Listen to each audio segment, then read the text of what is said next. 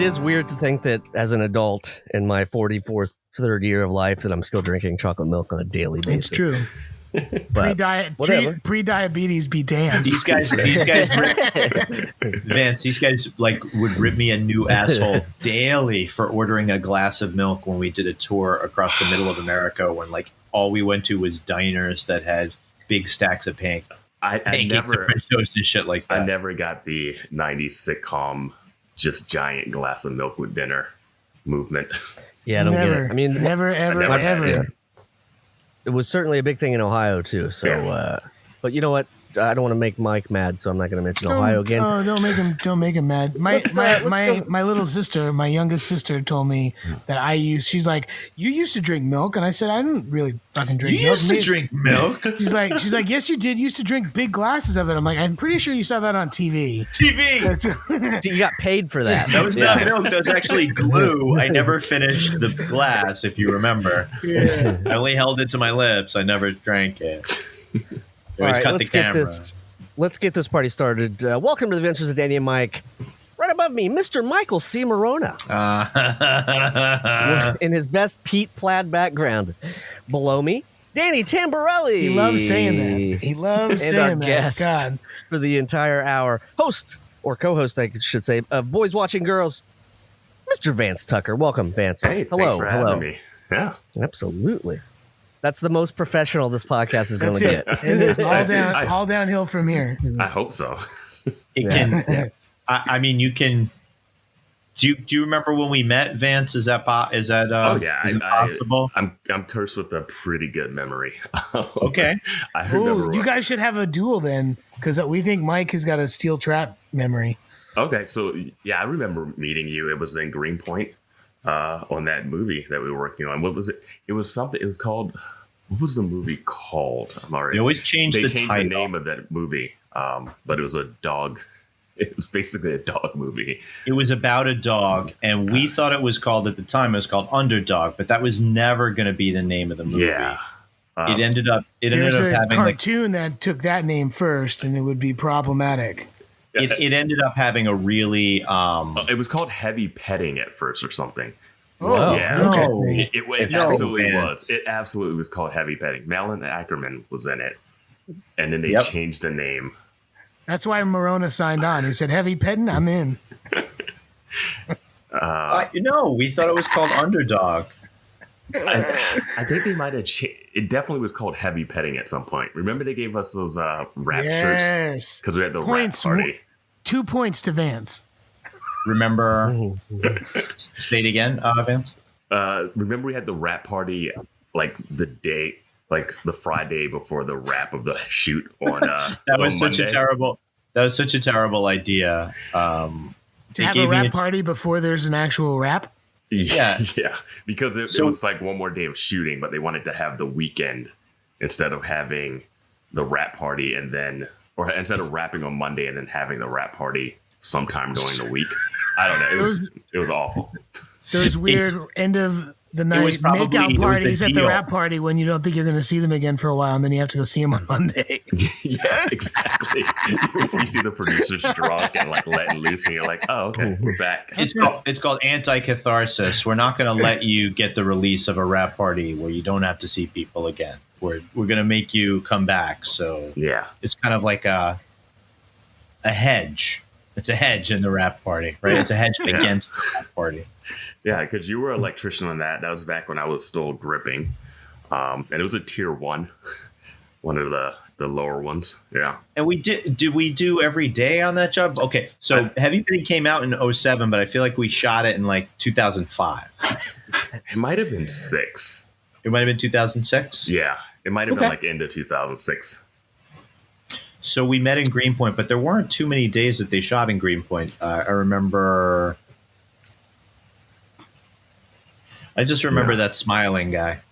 Oh, he's actually in a show with Stephen Ogg, which we know from GTA 5, which I worked on too. But Stephen Ogg did The Tick season 2, and the guy that's the lead in Heavy Petting or whatever they changed the name to, what plays the like the Superman character in the Tick on Amazon. It was called Heavy Petting. Yeah, we had Griffin Newman on as a guest. We had a lot. Yeah, we had him on a live show.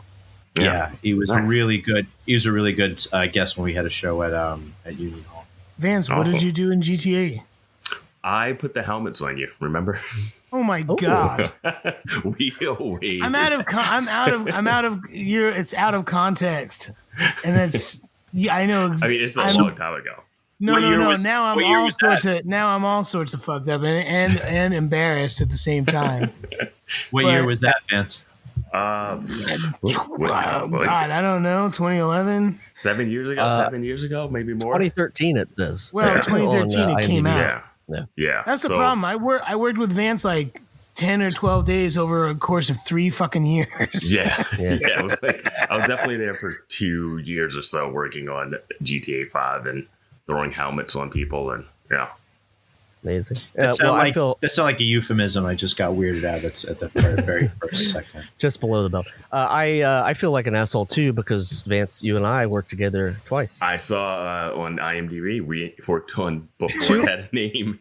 2 of the well, I guess it's one thing, one project, and this is one of the worst movies I've ever worked on, but one of the funnest crews I've ever worked with. Which one? And it was called Before It Had a Name. That's the Willem Dafoe. The Willem Dafoe tampon movie. Yeah, the rubber house. Yeah. I remember riding up in the pass van with the grips. It was the first time we were seeing the house in New Paltz. Yeah, and one of the grips woke up in the back seat, saw the house, and just died laughing. Like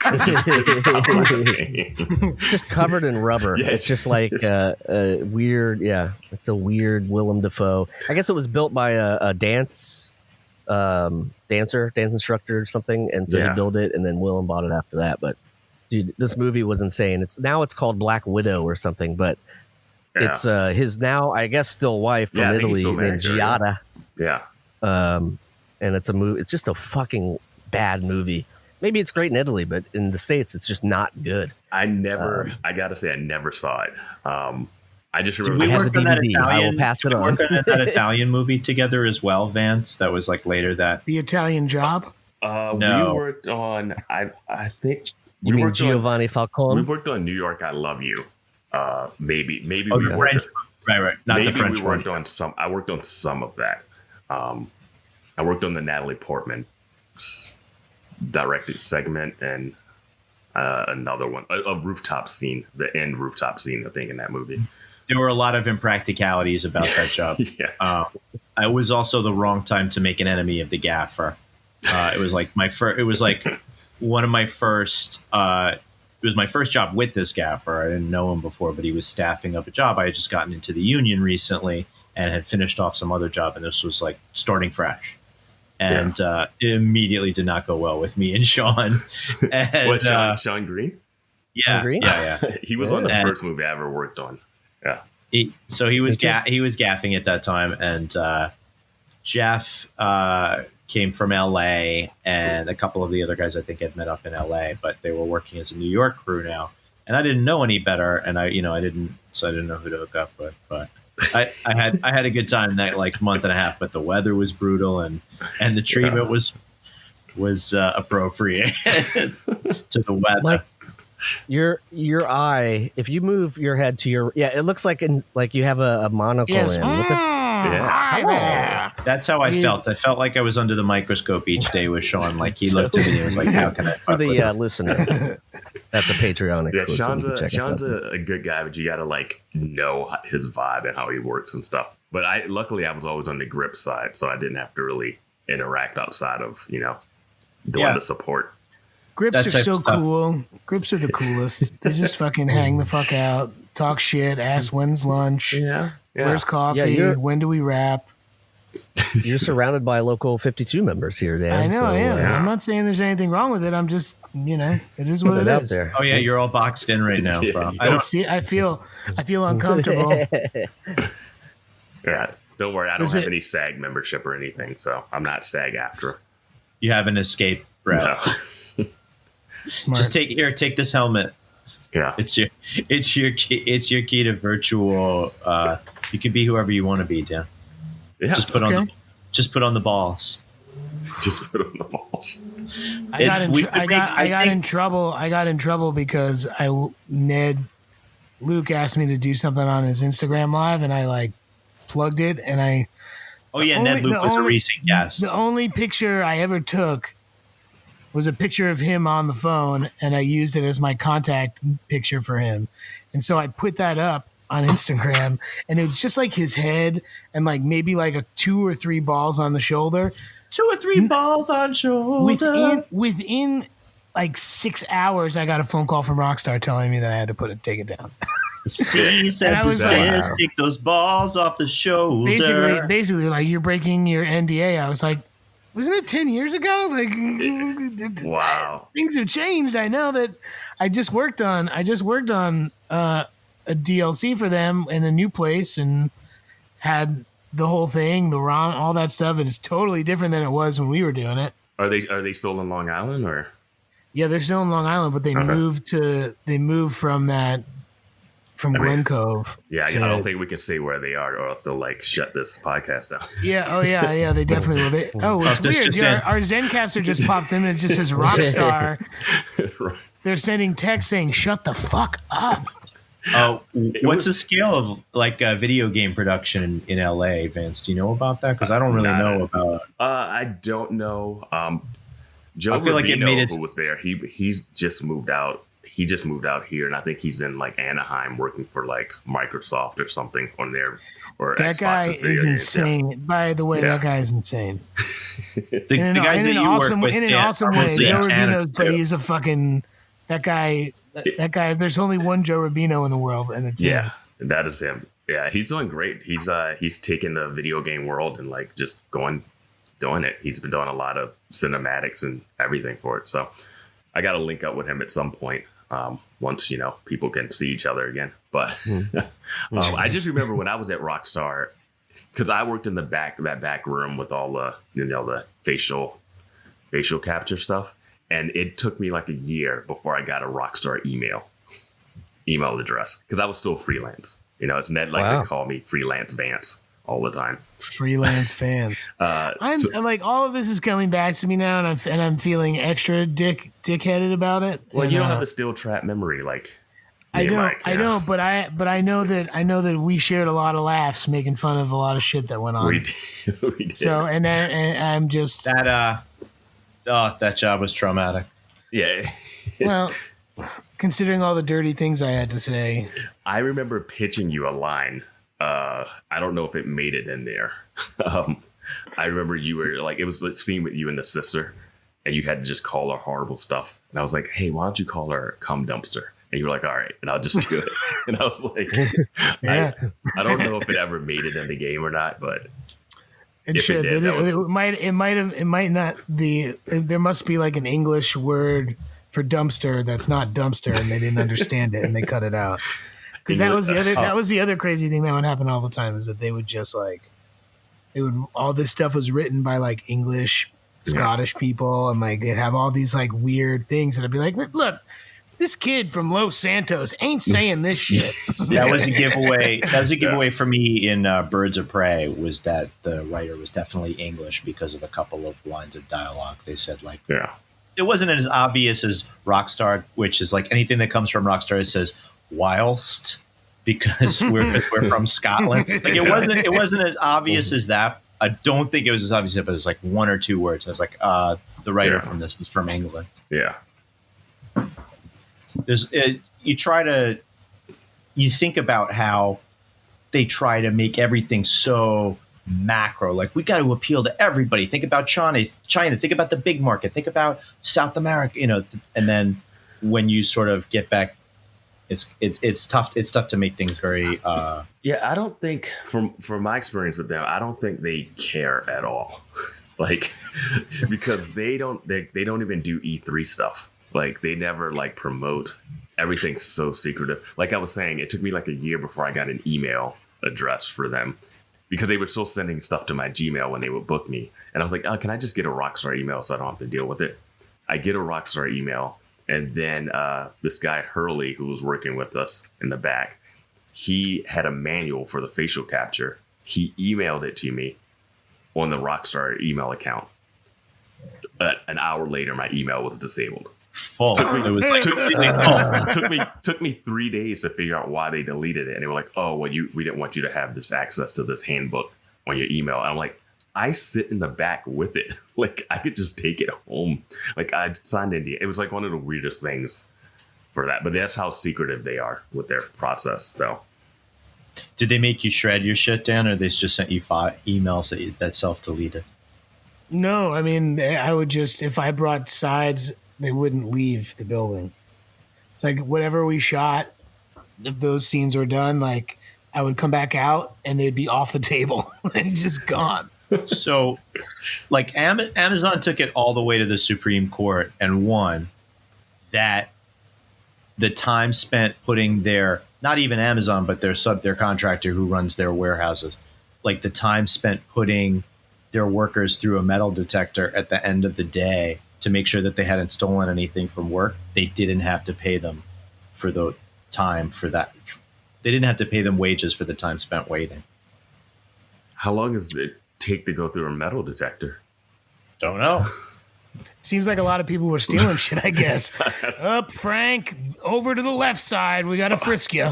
Oh, too many paper clips stolen from Amazon. More AA batteries.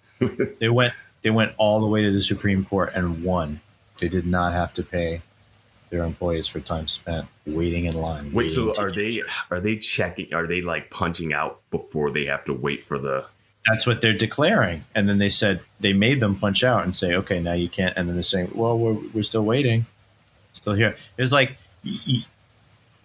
we would wrap in a location and they didn't have enough vans or something like that to get us back to where parking or a train or getting out of there. We would say, let's go back on the clock. You know what I mean? I feel like we would be able to say that in the, I don't want to say heavy petting, but in the underdog world, in indie, which is just a euphemism for the non-union films that we did before we joined the union. That's why I drove my car 2.5 hours every time I had to do Rockstar stuff, because I didn't want to have to wait, because they would do the same thing. They'd be like, sorry, you wrapped at 1 o'clock, but we're not leaving until 5. So you can take the LIRR if you want, or you can wait for, everyone else to leave. And I was like, fuck that. I'm just driving. Do you think they do that for the leads?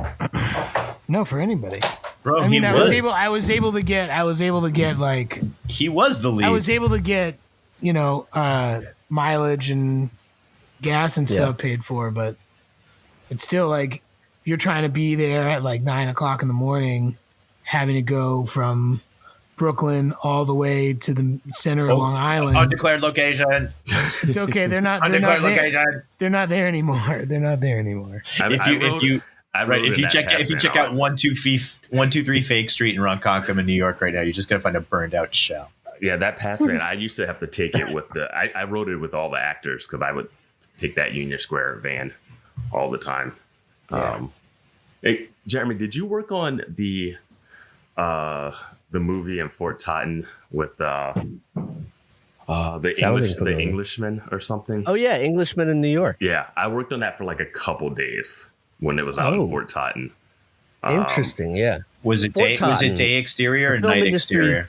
Gold. Yeah. That's a big difference for a grip, is day exterior or night exterior, because they both suck, but it's whether the electrics can laugh at you or not. Yeah. Danny, have you been to Fort Totten before? Is that Staten Island? No, that's Rockaway? Fort Wadsworth. Sorry. Is it Rockaway or further down maybe? Anyway, I always knew it's just such a long trip to go out to that house. Yeah. They have one like old house that they use, but then all over the area are places you can use, and you can do it free. They don't charge you because it's a city land or something. Yeah, it's some kind of state park, if not a federal. Yeah. It's federal because it's a national historic. Blah, blah, blah, blah, blah. Yeah. But I've been on so many movies that we just post up there and have our 3 or 4 days at Fort Totten and shooting every inch of that place. Yeah. But yeah. Yeah. But yeah, I sounds like you get into some serious heavy petting and JB, stop. Period heavy petting. We did not film there. Ooh, that sounds weird.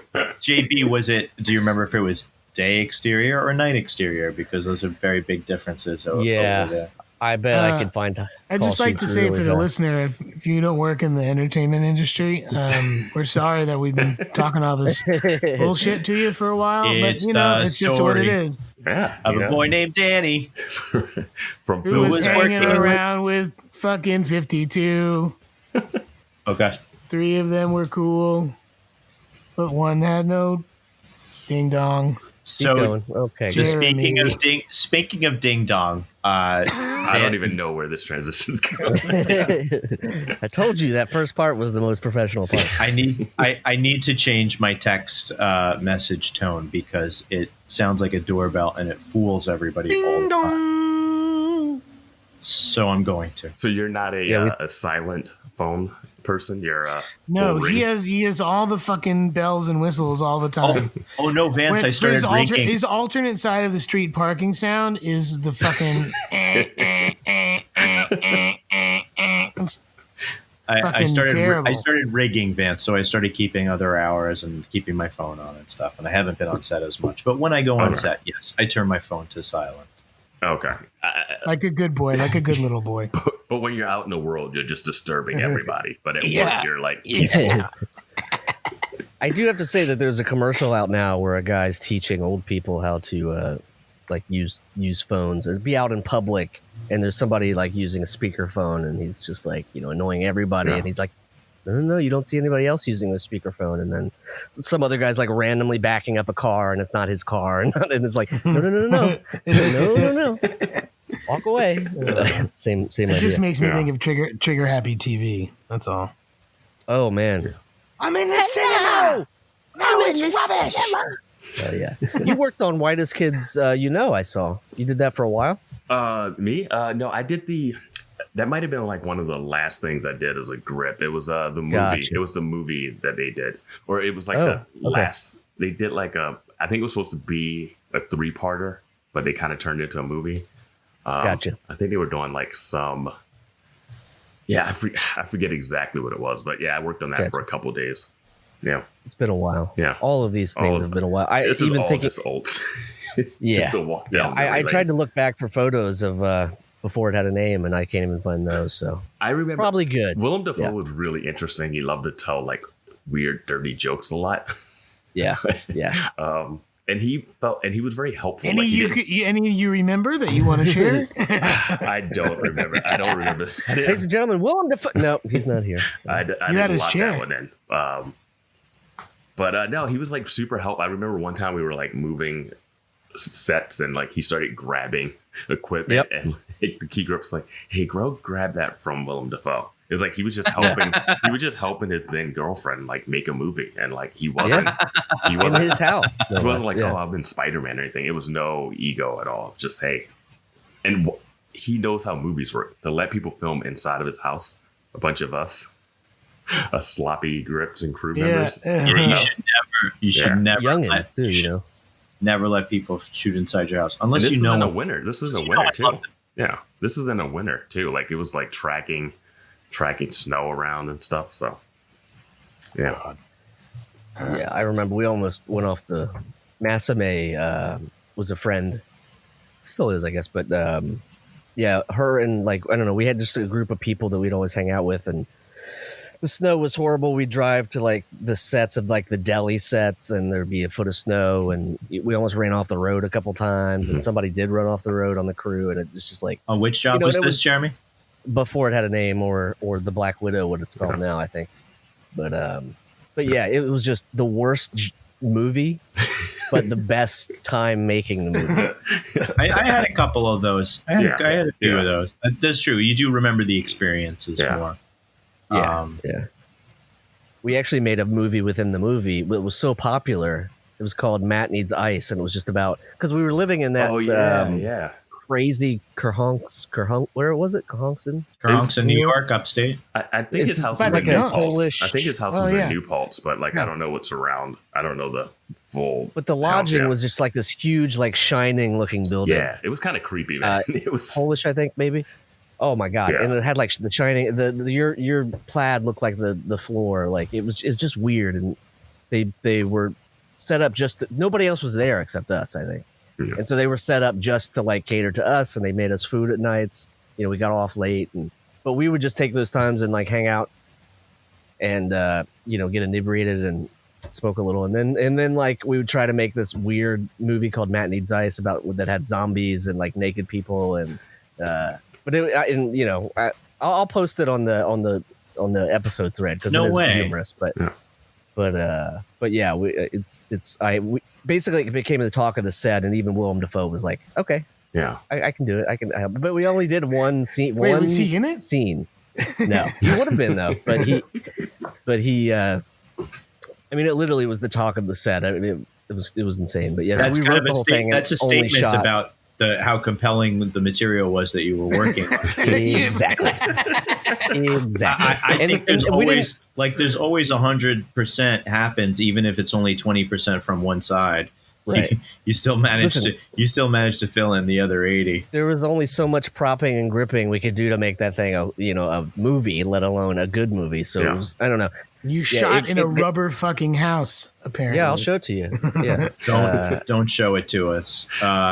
After we hadn't worked together for a while, Vance, I was riding through Williamsburg on the bike. It was real hot. I don't remember what year it was. It was real hot, and I thought of you, Vance. I was like, yeah, exactly. Danny, start playing Lowrider. And like I look in, I don't know if I'm going to visit Mike Yetter or something like that, but I look into a studio and you're working on a music video, and I think it was an MGMT video. Oh yeah, I did work on. I think you worked on the Electric Feel video. I worked on the Electric Feel video, yeah. And I didn't see it until years later, but I was like, oh, that was that room I saw Vance and Mike Yetter in at lunch, because it was at lunch. So it wasn't like there were none of the effects going that happened in the music video at the time. Yeah, I mean, it was just that was like wall to wall green and blue screen or whatever. That video is insane. But yeah, I still hear that song. They play it like randomly at bars and stuff still, and I'm always like, oh yeah, I worked on that music video.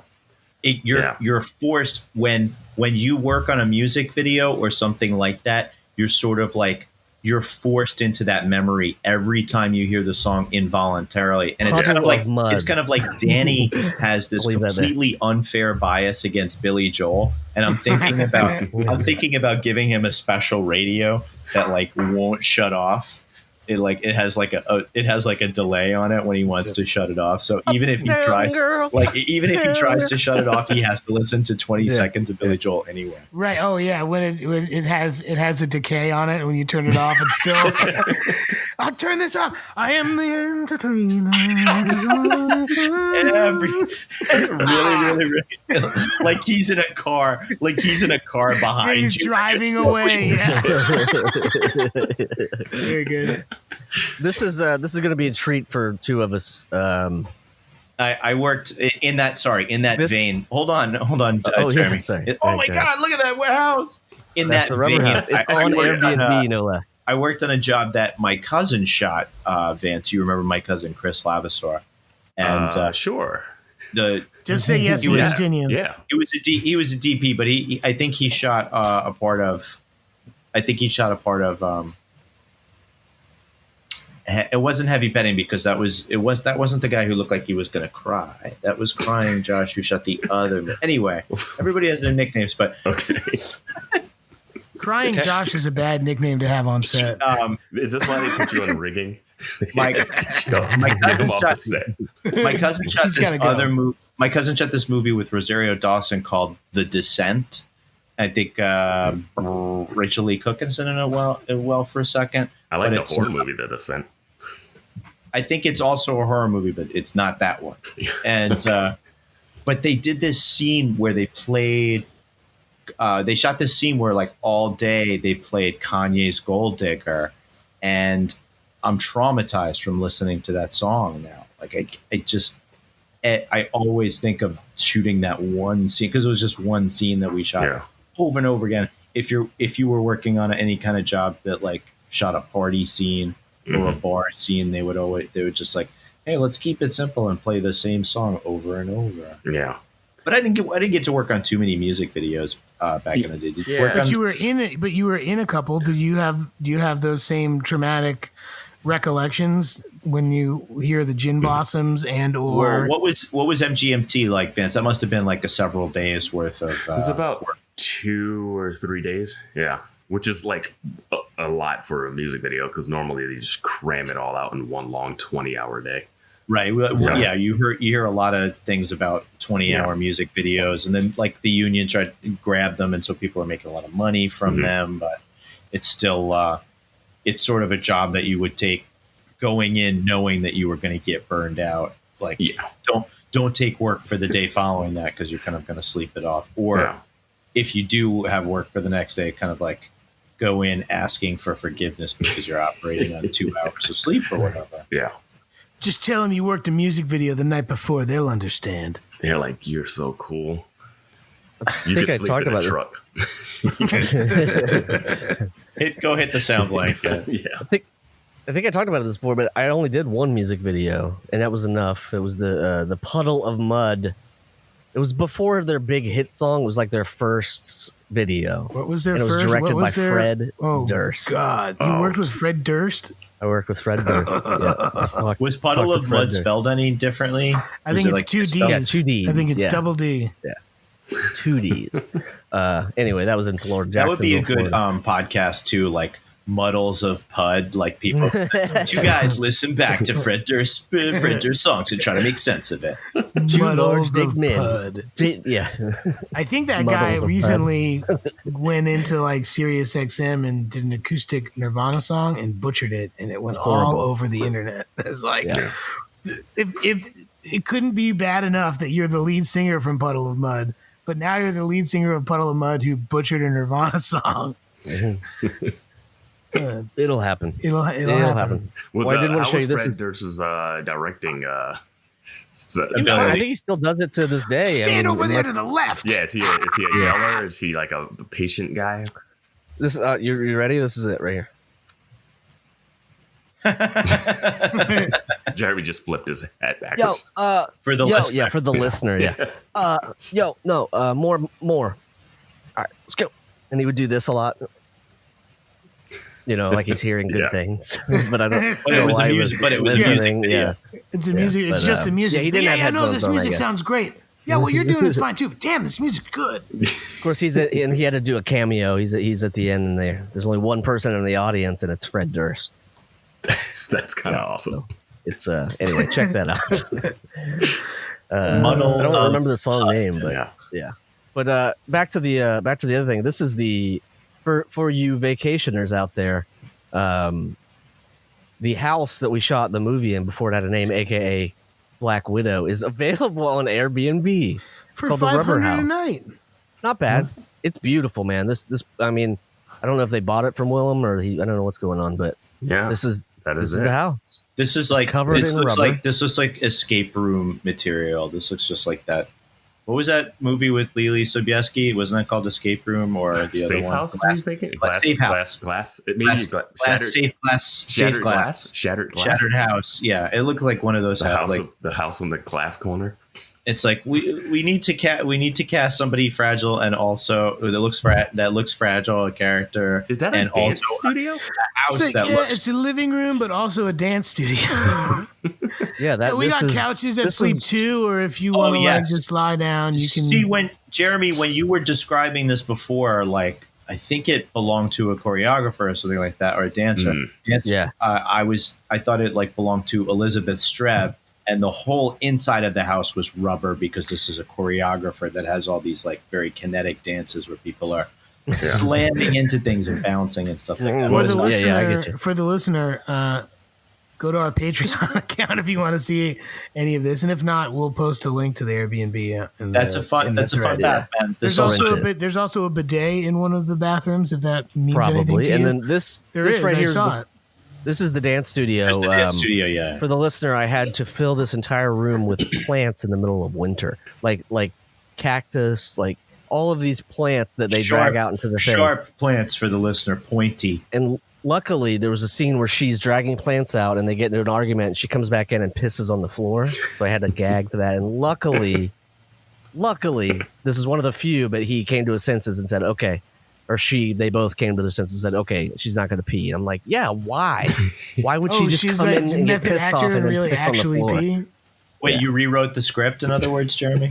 Well, no, I had the rig ready, but it was just like, it was I don't know. You saw everything, so it couldn't be. Yeah, I hate to characterize it like Glass House or Safe House or whatever, but it just really looks like if the ice storm happened again.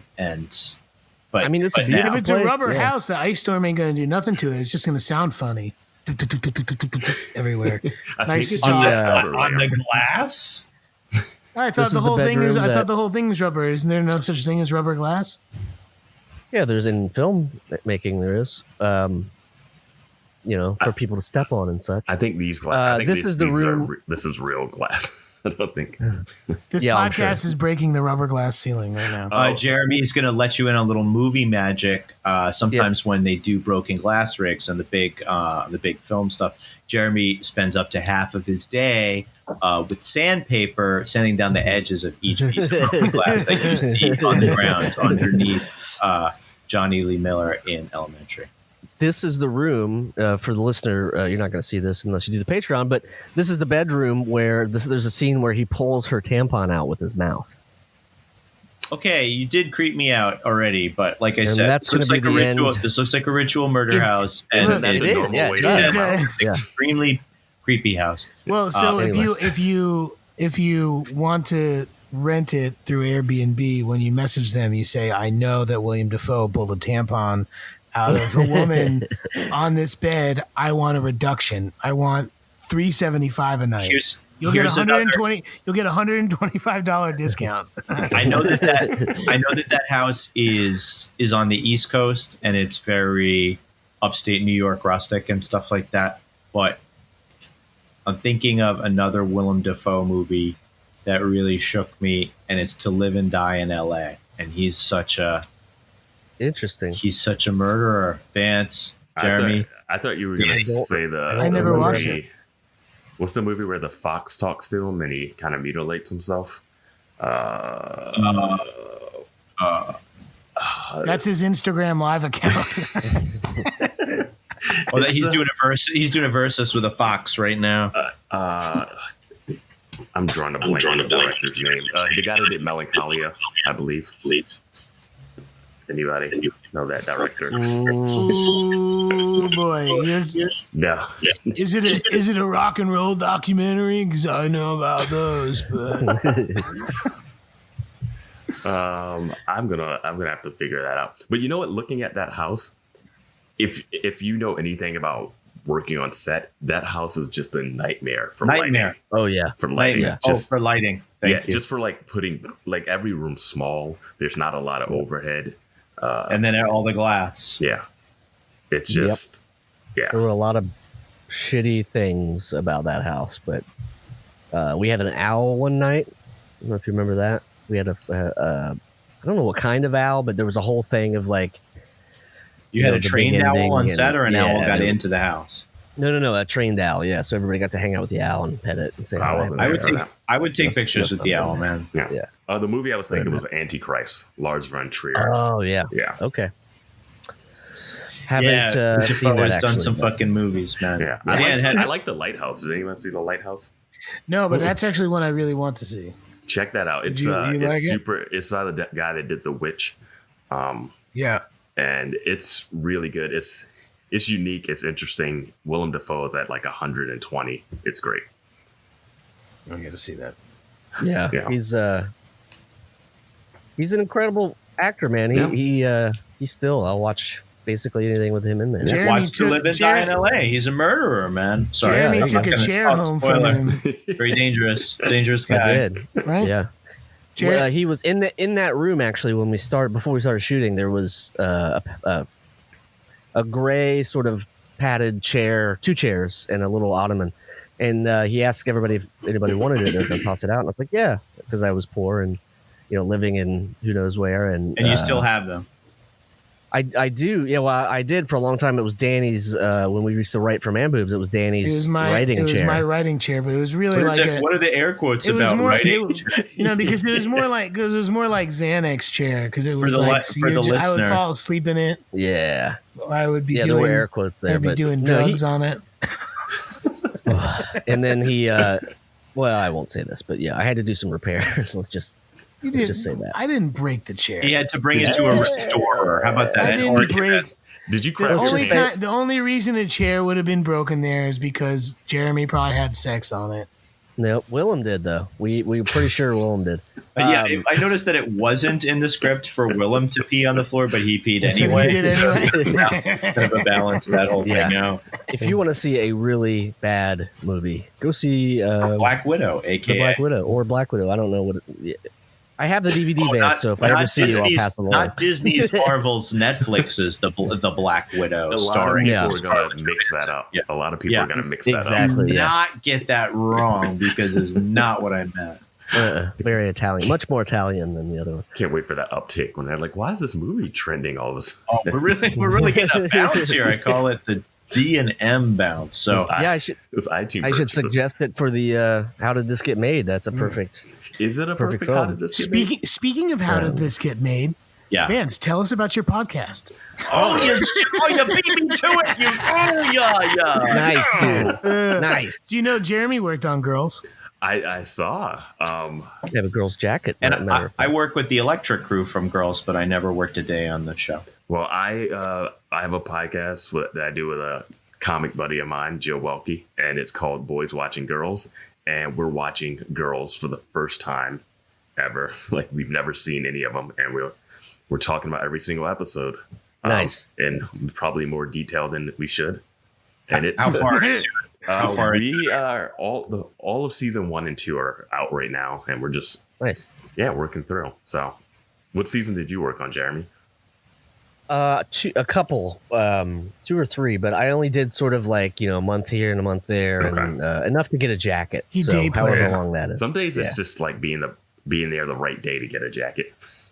Exactly. Yeah, you got to plan it out. But no, I remember at the rap party for Girls, I think season 2 or 3. Mm-hmm. Took Danny, which they were nice enough to hold after the last day of shooting and not before the last day of shooting. Very true. Yeah, that is true. Actual rap party. Right. Yeah. But it's the first time I was ever a date to a rap party. Yeah, right. I remember taking Danny. Danny, like you've never been a +1 before. How the tables have turned. I'm always the one who adds the names. I am not the add-e. Now he's like, no, I'm gonna get a tattoo that says +1 right here. He started writing that boys script right after. Boy, they think their show's so great. Oh my god! We, this rap party was in this fancy Williamsburg type place, I think, in Greenpoint. When we walk in and we're hanging out and having drinks, and we go out to the back to the party area where the rap party is, and Lena's there and all the people, and so when we're, I think, walking in or walking out, Dan, I can't remember, but she's standing there sort of as people are coming in or out, and I'm like, hey, what's up? And I hug her. I'm a hug, I like to hug. I hug her, and it was a little bit awkward that she probably did. I didn't know her that well. I worked with her for months and months, but like already probably a couple. And then I looked over and I said, "This is my friend," and she was like, "It's Danny Tamberelli." Oh, she knew who you were. And so she knew who Danny was. Oh, play the soundboard. Play the soundboard, Jeremy. I don't have that cued, unfortunately. What's the matter with you? I thought you had it on a button. The Danny Tamberelli. I thought you had it on a button. No, he doesn't want to. He doesn't want to screw up the podcast. We don't. That's actually Lena Dunham. She said that. That's her. Yeah. So that's the Girls Pete and Pete crossover that everybody's been talking about. That's true. She was going to file charges against Jeremy, but I smoothed it over. No, she's lovely. She's very nice. Was very nice to all the crew, and really took care of us. And you picked a good show to watch. It's comment interesting because it's a lot to comment on. Like, it's a lot to talk about, especially like the time period. And I was like living there when they were filming it, So like they go to places, I'm like, oh yeah, I know that place or this. Right. But that place probably not there anymore. That place is closed. Yeah. And now it's called that place is closed. There's a lot of that. There's a lot of that. Yeah. But no, it's an interesting called show. Over the Eights now. What? It's been fun. It's been fun to do. It's an interesting show, and Jeremy, we'll have to get you on to talk about your experience at some point. I'm ready. I have stuff. I could give you some girls merch to give away as a giveaway. Don't give away the Native Union wireless speaker because that's my jam. I'm not going to. Yeah. That's my jam. That was like he brought that home, and I was like, "Yeah, dude, that's like the best rap gift ever." Rap gift. Oh yeah. This was the best rap gift. Yeah. What is that? Oh, that's season 3. It's one of those, Bluetooth speakers. Oh, nice. Still works. I mean, it's falling apart, but that the kids in America were using in a very specific time. I don't think I'm going to give this away. You showed it up close, and there's like a cum stain at the bottom of there. You should have watched that off. Must be yours. You're the one that used it more. It looks we always have. We used to have races to see who could get connected to the Bluetooth speaker first, so we could control the music during writing sessions. Dueling speaker. Exactly. Yeah, that's right. It was a whole thing. You press the button and it goes. Let's not even clean that up when we offer it. Let's just. Well, I'm gonna have to think about that because I do love this thing. My DNA, you can keep it. You. I have other stuff. Don't worry. If it's my DNA, it's worth at least $10. Yeah, my other one, the input just fell straight through, so you couldn't really use it anymore. Yeah, you earned it. We just talk about the shout show. out to You worked on it, so you made it happen. No, I have other stuff. I have other stuff. Yeah, I think I'm sure I have a shirt sitting around. Do you find underlying themes? Like, is there like a recurring theme that you end up hitting throughout a season, being like, this again? Yeah, there's stuff that happens like that. It's hard to dive too deep into, but we started season 3 and we noticed that at the beginning of each season so far, it starts with her in a bed waking up with someone, and it's usually like it's just stuff like that we catch on to because we're not Jeremy driving the point home. Jeremy, I get he's it. Really he's really plugging this speaker for season 3. And it is disgusting looking up close. God, it's terrible. That's cool that you had a tie-in with the Boys Watching Girls podcast, Jeremy. That's pretty smart. Yeah, it's a who knew? Small world. I'll go get my sweatshirt or my raincoat next. Okay. You know what else is? I worked on the Ugly Betty TV pilot. Oh yeah. You worked on the pilot? Yeah, and that director directed a bunch of episodes of Girls. Richard Shepard, I believe. Oh yeah. Yeah, we're friends. Yeah. Now we're okay. Yeah. I remember working on Ugly Betty, but I also was not a core player, so I ended up not scoring any merchandise. I might have been a grip to this day if Ugly Betty filmed in New York as opposed to LA, because I worked on the pilot that was filmed in New York. It did film in New York. No, they went out to LA and then they came back. I thought. Yeah. Gotcha. Yeah, because I wasn't and Vance was like, I ain't playing second fiddle to no one, no how, nowhere. I did the pilot. They moved to LA. Oh, they want to come back to New York? Right. Vance says, fuck that. Yeah. No, I just like the crew I was working with. Like it was like the hard work, but like everybody was nice and it was fun. I was like, oh yeah. And that's it was all like, at that point, it was like a lot of pay considering I was doing tier 1s, like doing the low budget features. So I was like, oh, this isn't that bad, But after the pilot, they just it went away, and I was like, well, all right. And then I just saw the world of ripping, and I was like, it's not where I want to stay, but yeah, it's good. It's kind of like seeing people who have gone to LA and enjoy it. It's like, I'm not accusing you of enjoying it, Vance. Please don't accuse me of enjoying anything. I love LA. What are you talking about?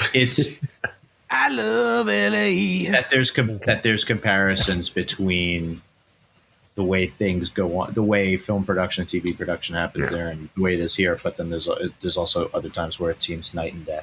Yeah, I mean, I was out of gripping way before I moved out here, because then I worked at GTA and then did some video editing. Worked on House Hunters International as an assistant editor. I could tell you some House Hunter stories. Save that for your House Hunter series. Jeremy's offering at Seltzer King Studios all kinds of remote podcasting and production opportunities. That's right. Yeah. No, it's funny because I produce a podcast called the Bradshaw Boys, which is a Sex and the City podcast. Nice. Where they're listening through for the first time ever, mostly. Yeah. I was thinking maybe you guys could have a boys room or a boys night super block of Bradshaw boys watching girls. There needs to be more. That's a good one. Bradshaw boys watching girls is like not a bad. I mean, there needs to be more all guys talking about all female shows. People love it. I mean, Bradshaw boys watching really Gilmore Girls. Well, that's the Gilmore Guys. Yeah. That is another. Yeah, that's a podcast. Yeah, they're out there. Then there's the Golden Guys for sure. Which is a Golden Girls podcast. Yep, and Desperate House Husbands. That's another one. That is not. You just pitched two great ideas. Desperate House Husbands. Desperate House Husbands. Is there? Oh yeah, there's a lot of recaps and commentary. Real House Husbands of insert city here. Okay, I'm done. You got too close to the sun. You got too close. 2 out of 3. 2 out of 3 ain't bad. If you're a real house husband, let us know at 347-470-8150, the Danny and Mike voicemail hotline. We're thinking about starting a cameo where Danny and I just will read whatever text you tell us to. We've been out of work long enough that guys we'll read whatever you want. Just just send us the $50. Don't even go through Cameo. Just Venmo us. Us. For the listeners doing the air quotes. Are we taking callers now? Yeah, exactly. Who's on the line, Jeremy? On the line next is actually I was going to tell you. Do you do guests on your podcast? We haven't yet. But we are going to have we definitely want to have you on, and we're going to have. Were you not listening when he asked if you wanted to be on it?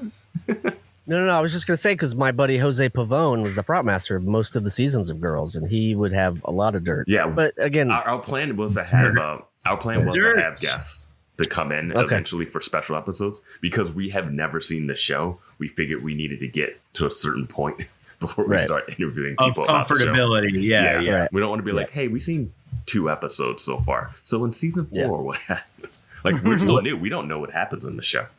Right. And we're not doing a rewatch and it's not a deep dive. Like we watch it and then we talk about it immediately. So a lot of the podcast is us figuring it out as we talk about it. While it's fresh. Yeah. So well, you're going to instant reactions. No spoilers, but you do get a very good Harry Nilsson song. I cannot hear you. I am not listening. Coming up next season, I believe. We get a what? A good Harry Nilsson song is in season 4. So. Okay. Well, I think season 4, maybe 3. That's why we're doing this, for the music. That's right. No, but I just remember we shot it somewhere in some beachy location, and it's I have a lot of good memories that I will save for your podcast. Nice. Vance, if you want to give the plugs for that podcast, your socials or something like that. It's Boys Watching Girls podcast, and you can follow me on Twitter at isthatVance. Pretty much it. Awesome. We should have more. This should be a whole genre. A whole genre of. Yeah, I think you're going to become a vertical. It's going to be like Boys Watching Girls, and it's just going to be like all of these podcasts popping up. I remember when we came up with the idea to do this, we were trying to decide on a podcast to do. And my buddy just started laughing without saying anything for about 5 minutes straight. And then just said, Boys Watching Girls. And I was like, what? And you felt like that was a good idea, right? It had to be. I was like, I feel like we can deep dive a show like this that's been off for a while. None of us have seen it. We'll have interesting takes. We were both in New York at the time. Game of Thrones. God, yeah. I just thought of another one. Well, One Tree Hill, yeah. But why would it be yeah? I don't know, because it's like dudes say hell yeah. You know what I mean? It's anyway. Okay, all right. 2 out of 4. I know you're right. You get into it, and then if you pitched that, I would have been like, okay, that's great. Danny, how about just the facts of life, ma'am? How about the 9021 Bros? Okay. All right. You're getting somewhere. Man. What was the other spinoff of 90210? Something Place. Melrose Bro Plow. Oh yeah, Melrose Place. Yeah. Melrose Place. Just Melrose Place. If all else fails, just add Bros. Yeah, it seems to be the generation's escape plan. But we created something today, and you created. That's right. And you created it long before that. Yeah, we still got a lot of girls episodes to watch, so we're not going to dive too deep into future podcasts yet. Yeah. Well, absolutely. when you're ready, you got a think tank ready to go. You just keep picking them up and okay, and you keep knocking them down. I get it. Yeah. All of these copyrighted 2020 Danny Tamberelli, Vance Tucker, Jeremy Balon did Michael C. Maronna. There you go. I just wanted to make sure That's nobody else legally takes binding those. too. Yeah. This is all. Yeah, it comes out in a printer as a. Is it published in the Federal Register? This podcast? I don't think so. No force of law. Zero force of law has not been signed by anybody. Spotify is going to send you an email if you listen to us on Spotify. Yeah. I don't know why I had to sign such a big waiver for this one. Yeah, sorry. Just put your thumbprint on the trackpad and click. Yeah, why do you need my eye data? Yeah, it was a lot of urine samples. It was all. I don't know. You guys are professionals. I'll let you guys do it. We're just. Our podcast is professional. It started professional and went down from there. I think we've kind of got a U-shaped recovery here, back to professional here at the end. Well, that's what plugs are for. Yeah, if you've got plugs for us, tell us what you're doing. Yeah, if you've got plugs for us, let us know at 347-470-8150 if you think we should plug you on the show. Oh, I have plugs. How about this? The Last Podcast Network. Check them out, lastpodcastnetwork.com. Also, what else? We have a Patreon, patreon.com/Danny and Mike. With the N spelled out. Don't forget that. You can find Danny at Danny Tamberelli on the Instas, at D Tamberelli on the Twits. And if you want to buy my music, go to Jounce Bandcamp, because there you go. Support your local artist during this tough time. Band's not playing right now. We need buy my stuff. He will play you the saddest quarantine song that your $5 can buy. That's true. Danny is lowered his rates. Speaking of Mike, were we ever going to make that quarantine song is like so past due? I was thinking about it, and I was like, ooh. And now I'm trying to get my son to duet with me, but he only knows the right words. Well, I don't want your son talking about scoring weed from the weed man. Anywho, we've derailed again. This U is turning into a W quick. Yes. I am at Jeremy Balon on the Instas, at Remy Balon on the Twitter, I believe. I have a new podcast coming out called Going Dork, a look into the paranormal UFOs. Oh, yeah, let's reschedule. Asshole dogs. Yes, I'm going to send you an email. Vance would love to have you on. Danny's been on, but ouch. Am I the only sucker that's done it then? Mm-hmm. Well, we were supposed to record Mike's last week, and it's just tough to. It's just not a good time, so we've postponed. But yes, that's coming very soon. Is this an Ancient Aliens podcast? It's sort of a deep dive into aliens, UFOs. We watch episodes of Ancient Aliens, and then we talk. Yeah, exactly. We rewrite them. Check that out. GoingDork.com. And what else, gents? Anything else? No, I think that's it. Thank you so much, Vance. Thank you so much for hanging. It's so much fun. Good to hang out with all these people that I've crossed paths with. Isn't that weird? Yeah. Jeremy, we met maybe and maybe not. And it must have been on set. I know who you are now. 20 minutes into the podcast, I figured it out. I did think it was funny when you were like, "Yeah, I know Stephen Ogg," and I was like, "Yeah, I know him from the same place." You dumb shit. I know. It all came back to me. We both know. And all right, everybody. Yeah, I gotta go. Vance, Vance, just one last thing. Yeah, go ahead. Put something on your walls, okay? I can't believe I've been staring at nothing. Decorate a little bit. This is a balcony thing, you know. There's stuff. There's stuff on the walls. There's stuff. Okay, over there it is. I was going to say you composed your screen really well for the whole thing. It was very Kubrick. It was very Kubrick, actually. I should just do a Zoom background. I'll just do a Zoom background next time. I didn't know I was going to get judged. I didn't know I was going to get It's great to see you again, Vance. Thanks, man. Thanks for reaching out. Yeah, no problem. All right. Thanks for having me. Everybody have a good evening, and we'll check you later. Bye. See you, everybody. Bye. The Adventures of Danny and Mike stars Danny Tamberelli and Michael C. Maronna. The show is produced by me, Jeremy Balon. This podcast is part of the Last Podcast Network, which can be found at lastpodcastnetwork.com. Make sure to check that out for a ton of great shows. For more information on the guys, visit our website at dannyandmike.com. Also, look us up on Twitter at Danny and Mike with the N spelled out, and on Facebook at facebook.com/The Adventures of Danny and Mike. Thanks for listening. This show is made possible by listeners like you. Thanks to our ad sponsors, you can support our shows by supporting them. For more shows like the one you just listened to, go to lastpodcastnetwork.com.